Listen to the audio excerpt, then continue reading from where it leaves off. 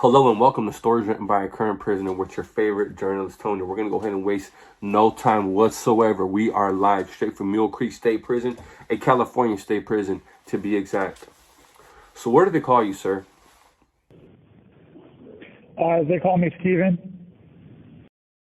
What are you incarcerated for and how long is your sentence?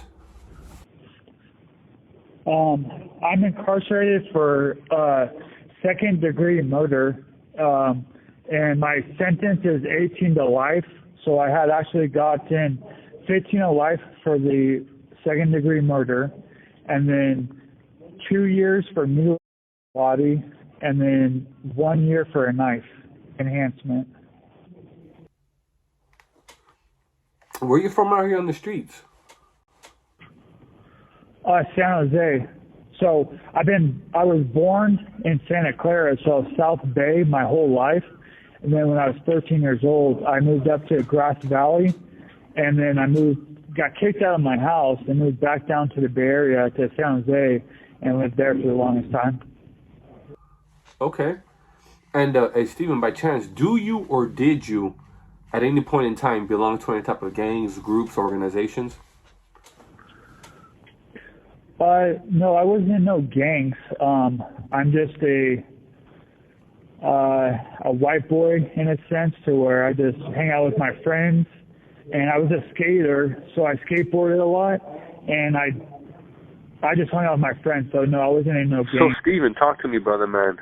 How can you explain your upbringing, your childhood? Would you explain it to be somewhat normal? You come from a normal background. Did you have both your parents in your life? So I grew up with a single parent, just my father, and he raised me the best he could.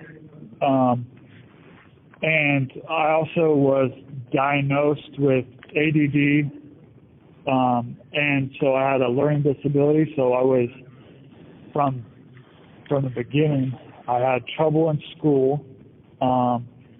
And I guess I got in trouble, but I would think it would be normal. But so my dad tried to raise me the best he could. For the most part, I did learn stuff from him, and I don't feel like we have a good relationship, me and my father. So I need to work on myself as well as our relationship between my dad and I.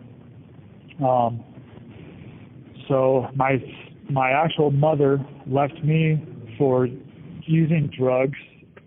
She was a addict and just in the 80s. And so, she left me. So, and I'm in touch with her, but I was just raised by my dad. And yeah. How did that affect you mentally? Not having a mom in your background. A lot of people don't have their father in the background, but I feel like that mom, is that soft voice, is that voice of reasoning, and is that soft love that you need to keep you calm, man. A man's love is a lot more harsher, a lot different. So how did that affect you, man? Yeah. Well, I actually had other females replace my mother in a sense, so I feel like they were there for me and helped me out. And then I also find that I was babied a lot because of that too. So I feel like me being a man, I'm still actually trying to become a better man. I'm going through anger management classes and stuff like that, and I'm learning things that you wouldn't think you would learn through anger management, but I am. So still trying to learn stuff about myself and change my bad attribute, or I don't know how to say that, my flaws. So there's a lot that I've still got to change as a human being. But as far as the mother thing, I don't really think about it, but I feel like, I really don't know either because I just don't have it. But I've had people be there for me, my grandmother for one, and then I have what I call an aunt. She's a family friend. She was always there for me. So I don't know what I'm really missing out, but I have flaws. That's probably because of those things, and I got to fix them and figure it out. And I'm 35 years old, still trying to figure out how to be a better person because I don't know exactly how to be a better person. Not that I'm a very bad person, but I've got flaws that I got to fix, and I got to be able to see them to fix them. So I'm working on those things, you know. Absolutely, man. Absolutely. Everybody has something to improve on themselves, man. And I'm glad that you're a work in progress and you're heading on the positive track. So I tip off my hat for you, man. Stay on that positive track. Stephen, brother, man. Leading up to your crime, before then, in your teenage years, would you be able to point out 3 positive things, 3 good things that stick out in your mind, and also 3 bad things? 3 positive things. Well, I'm always there for my friends. I'm nice. I guess I would say I'm fun to be around. Cheerful. I'm very cheerful. So I think I believe that's 3 things. So I don't know any other positive. I'm sure I could find some more. But in a negative thing, I used to be very violent, because I don't know how to handle things. So I only know how to physically deal with something to get them to understand my point of view. So I would hurt somebody so they would understand my point of view. And then this call and your telephone number will be monitored and recorded. I'm working on that myself right now, and I've changed a lot too. So I'm working on that because I have a lot of anger. I have just the way I deal with things too. So I'm learning to deal with things differently. I have a bad way of taking responsibility for things. Nothing's really my fault, so I'm learning how to take responsibility. And let's see. You know, well, Steven, go ahead. Yes. No, go ahead. So another positive thing is I never give up either. You know, Stephen, the nature of your crime, indeed itself, man, it's pretty violent. It's pretty violent. Yes. And especially in the method the way that you did it. Growing up, was there ever growing up, when did you realize that you possessed these qualities within yourself, that you do have it within yourself to be violent? You know, when did you act out? That you remember. So, I was always verbally abused, and I was physically hit. I wouldn't say abused, like I was just hit on just because I was definitely hit. So I learned to put my hands on people, but I don't feel like because I have killed somebody that I'm a killer. I am violent in a sense where I'll hurt somebody, so that's what brought me to my case. And I guess I just was, I don't know, my father was a little slightly abusive, so I guess I learned my abuse through that, and just learning that I can't talk to somebody to get them to understand, so I have to hurt them for them to understand my point of view. So that's what I think I've learned too. What about this school? Call and your telephone number will be monitored and recorded. Did you ever get suspended from school, kicked out of school, maybe arrested for a fight or anything like that, or perhaps even anger management classes or anything like that? No, because when I was younger, I wasn't really violent, as in just hitting people or something like that. I think because I became an alcoholic at 15, I started drinking a lot and became an alcoholic, and then that's when I think I really started being more physically violent.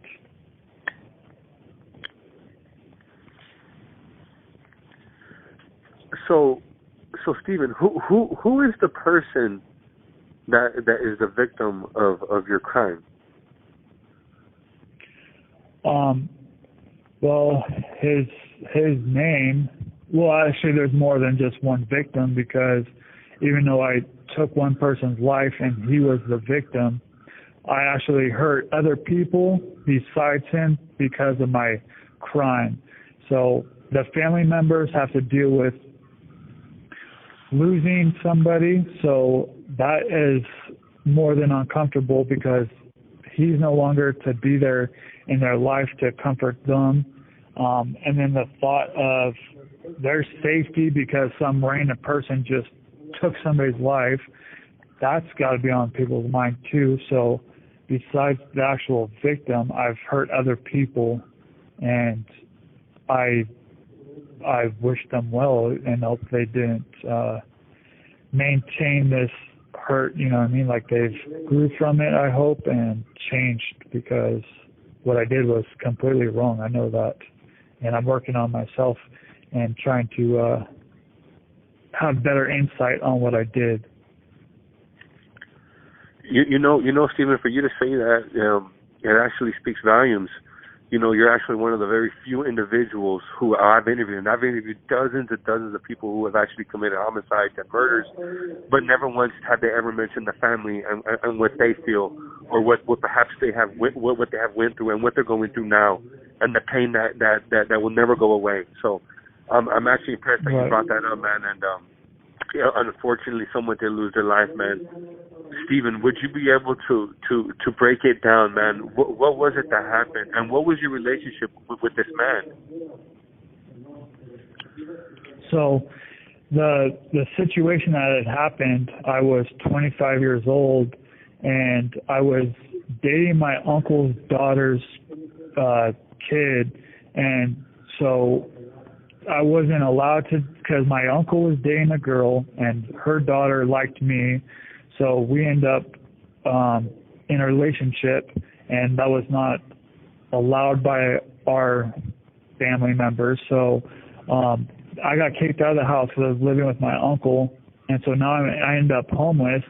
And now that I'm homeless, I end up meeting another homeless person who was the victim of my crime, and he smoked dope with me, crystal.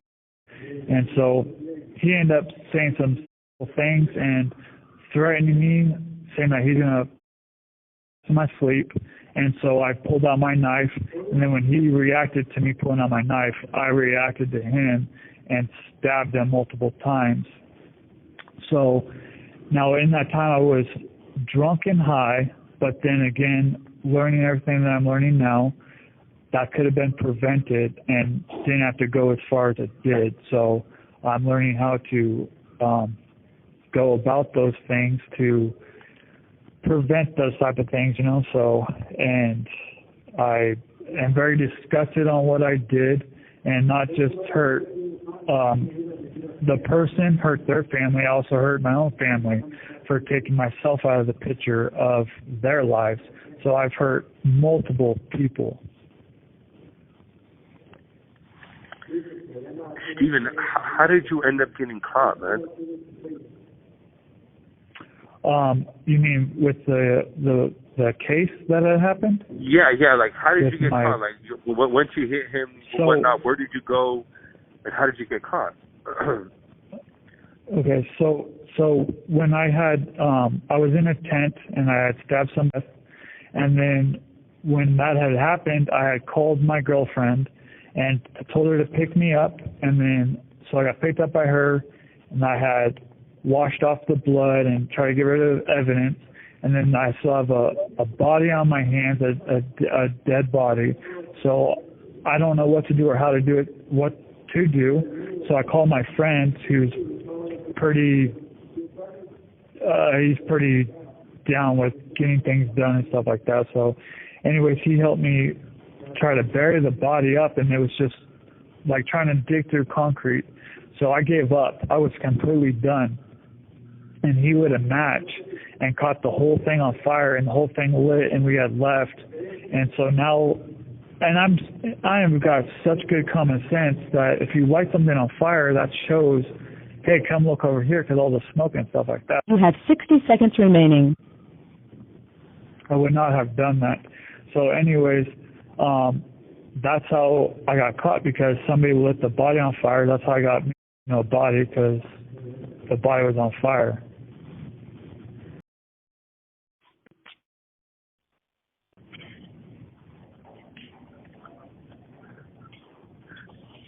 So you said obviously they set the fire, and you actually took off. When did the arrest actually take place? I think like 3 days later, I think, because my friend ended up, when I was in jail, I found all this out because he was in jail. So I found out that he told his mom, and his mom called the cops to help her kid out. You know what I mean? So anyways, he told his mom, and she called it in, and then I ended up getting arrested like 3 days later. So the cops had, because we slept in her car a lot, so they ended up just crashing into her car. So we were looking up, and then we were just hit by, I don't know, all these cops and stuff like that with these big ass guns, and they told us to get out of the car and get down, and so that's how I was arrested. Woken up by that, and then we got out of the car one by one, and they made us crawl to them, and that was that. And then I was interviewed after that. Can you describe this interview, Stephen? What was that like? Did they put you in a room? What kind of questions were being asked, and what was the officer's demeanor? I believe I had gotten a cigarette before all this happened, and then then I was being interviewed, and they started talking to me, and I am very honest and straightforward because I didn't mean to do what happened. So I told them exactly what happened, and so yeah, pretty much. And then being the fact that I did tell them what happened, because my lady said everything, and then the word was out already, so everything was already been said and done. So yeah. And you say you ended up catching a plea. Did you plea out to 17 years? No, there was no plea. It was just they automatically took me to trial, and I lost trial, so I had 18 to life from that. They didn't give me no deal or nothing like that, because usually they'll give you a deal, and then you'll give you a lesser sentence to take the deal. But I didn't get a deal, so I had to fight in court, and I had lost, and I had got 18 to life altogether. On a second-degree murder? On a second-degree murder, yes.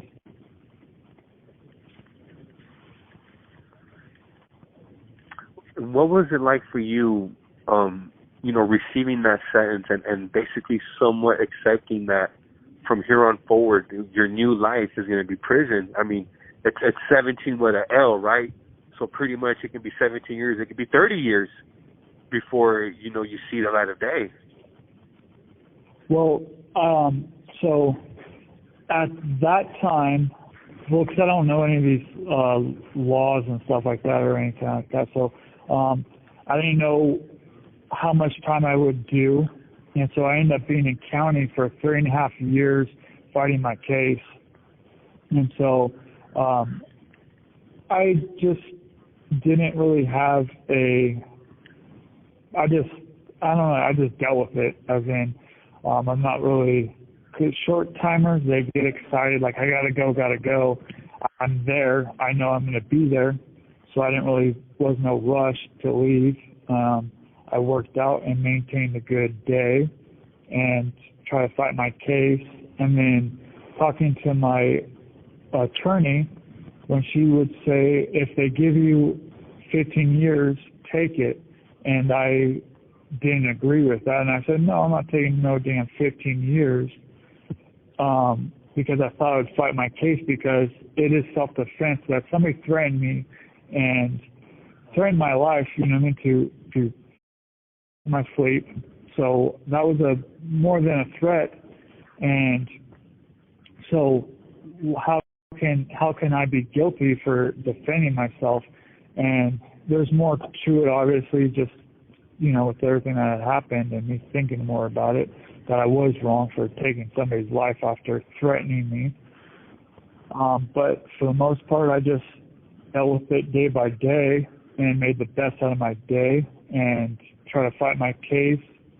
And 3.5 years later, I ended up going to trial and losing my case and got 18 to life. May I ask what your father's reaction to all this was? Did you call him from jail? Did he go to visit you? And what was that first conversation like? You having to tell him what happened? Okay. So, first of all, this was in 2013 when this all started, and almost 10 years later, I believe, right? I think April will be 10 years later, I think. So 10 years later, my dad still, because he didn't come and visit me either, but he wants to know exactly what happened, but won't come and visit me for us to talk about, because he wants an understanding of what happened and why. And so anyways, we don't even talk. Our relationship is, to me, just done. My grandmother's like, don't even try with him because there's no point. And I don't even try with my father. And he's not there for me. He doesn't help me financially, doesn't help me mentally, just not there for me, period. So I kind of given up on him. And then I've been trying to contact my little sister who's just turned 18 years old. I've been mailing her, and my dad steals her mail and hides it, and I don't understand him, but and then he lies about it too. And he's like, I wouldn't lie to you, and he's lying. So anyways, we have a bad relationship, and I just don't even talk to him. I really don't. Did you ever get a chance to speak to the victim's family? Did you ever reach out to them and apologize or speak to them in the courtroom or anything like that? This call and your telephone number will be monitored and recorded. When I was in the courtroom, I was, in a sense, selfish at the time because I did not worry or care about the victim or the family. The state of mind was me and got to get out of here. So I was not worried about them. I did blow kisses to my family and wave to them, and I guess send them a note through my attorney, tell them I love them and miss them. And then later on, I forgot the name of it, but there's I think it's called the Olson Review or something. So where I go see my counselor and everything about my past tense, about what happened. And anyways, I had gone through it, and I noticed some words were being said through the victim's family. So I had got those printed out to go over what they had said, and so I can have insight on that and reflect on it, and which had helped a lot too, because it helps me understand where they're coming from. And not all of it was, fuck you, you're a bad person, but there was good insight on how they feel and how my family could feel, so it's not just about them and all that stuff, so it's about everything, about what happened. So I am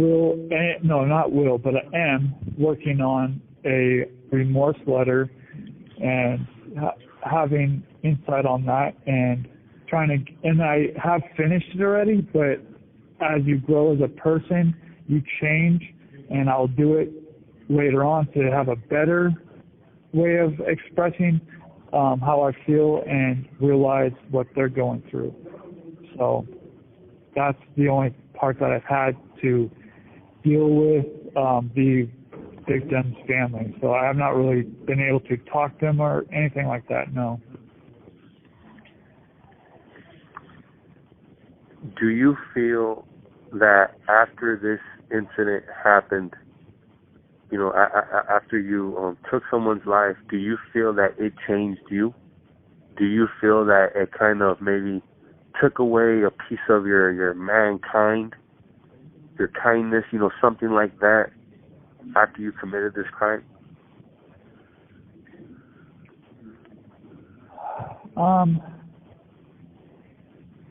In a sense, but I feel like on the positive note that I have gone through something, so I will learn from it.